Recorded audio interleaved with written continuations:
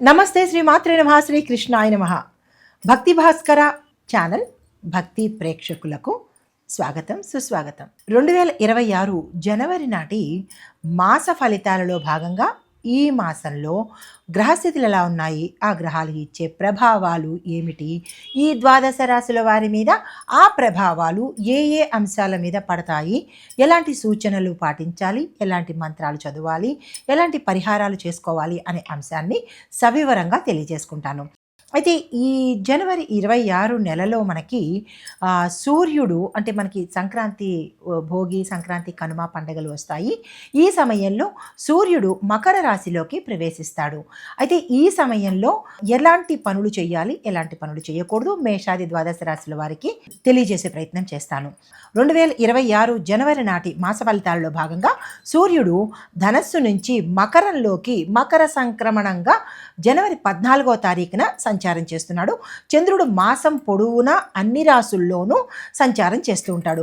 అయితే కుజుడు మిథునంలోను, బుధుడు ధనస్సు నుంచి మకరంలోకి సంచారం చేస్తూ, గురుడు మిథునంలోను, శుక్రుడు వృశ్చికం నుంచి ధనస్సులోను, శని భగవానుడు మీనంలోను, రాహువు కుంభంలోను, కేతువు సింహంలోను సంచారం చేస్తున్నారు. ఈ సంచార ఫలితాలు దేని మీద ఎక్కువ ప్రభావం ఉందంటే కనుక ధర్మము, కర్మ, బాధ్యత, భవిష్యత్ ప్రణాళికల మీద ఎక్కువగా ప్రభావాన్ని చూపిస్తోంది ఈ మాసమంతా అన్ని రాశుల వాళ్ళకి. తదుపరి రాశి మకర రాశి. ఈ రాశి వారికి సూర్యుడు మీ రాశిలోనే ప్రవేశిస్తుండడం మూలంగా రాజయోగ సూచనలు అనగా హై క్యాడర్లో ఉండేందుకు అవకాశాలు కనబడుతున్నాయి. రాజకీయ నాయకులకు పదవులు రావడం, ఉద్యోగస్తులకు హై క్యాడర్లో ఉండడము, సామాన్యమైన వాళ్ళు మంచి పేరు ప్రఖ్యాతలు పొందడము, ఏదైనా గతం కన్నా మీకు ఈ మాసంతో పాటు ఈ సంవత్సరం మొత్తంగా కూడా విశేషమైన పేరు ప్రఖ్యాతలు, ధనము, ఐశ్వర్యము, కష్టాలన్నీ తీరిపోయి రుణాలు తీరిపోవడము, చాలా చక్కని ఫలితాలు ఈ రాశిలో ఉండేవారికి ఈ సమయంలో గోచరిస్తున్నాయి. ఉద్యోగస్తులకు అధికార గౌరవం కనబడుతుంది. అంటే గత కొంతకాలంగా మీరు దేనికైతే అనుకుంటున్నారో అది మీకు ఈ సమయంలో వచ్చే అవకాశం కనబడుతుంది. దానికి సంబంధించిన ప్రయత్నాలు చేసుకోవచ్చు. ప్రభుత్వ ఉద్యోగం కోసం ఎవరైనా ప్రయత్నాలు చేస్తున్నట్టయితే కనుక వారికి వచ్చే అవకాశాలు ఉన్నాయి. దానికి సంబంధించిన ప్రణాళికలు వేసుకోండి. వ్యాపారస్తులకు లాంగ్ టర్మ్లో లాభాలు వచ్చే అవకాశం కనబడుతుంది. అంటే ఈ ఒకరోజు 2 రోజులు లాభాలు కాకుండా దీర్ఘకాలికమైన లాభాలు మీకు వచ్చే అవకాశం కనబడుతుంది. వ్యాపార విస్తరణకు కానీ, లేదా కొత్త వ్యాపారాలు స్టార్ట్ చేయడానికి కానీ, లేదా ఈ ఉన్న వ్యాపారాలనే విస్తరించడానికి కానీ, ఇలా ఏదైతే మీరు ఆలోచన చేస్తారో ఆ ఆలోచనలన్నిటికీ కూడా ఈ మాసము అత్యంత అద్భుతంగా ఉంటుంది.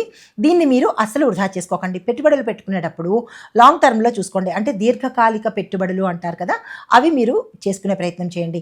అయితే ఒక చిన్న విషయం ఏంటంటే, షేర్స్లో కానీ షార్ట్ టర్మ్లో ఉండేవి మోసపూరితమైన వాటిల్లో మాత్రము పెట్టుబడులు అస్సలు పెట్టకండి. అయితే మీకు చెప్పదగిన పరిహారము, శని భగవానుడికి ఈ మాసంలో వచ్చే ప్రతి శనివారము తైలాభిషేకం కనుక చేయించుకున్నట్టయితే మంచి జరిగే అవకాశాలు ఉన్నాయి. తైలాభిషేకానికి మాకు సమయం ఉండదు అని అనుకున్న వాళ్ళు కనీసము నల్ల నువ్వులనైనా దానంగా ఇచ్చుకున్నట్టయితే మంచి జరిగే అవకాశం ఉంది. అయితే అదృష్ట తేదీలు 1, 8, 16, 24. కలిసి వచ్చే రంగులు నీలి రంగు, గోధుమ రంగు.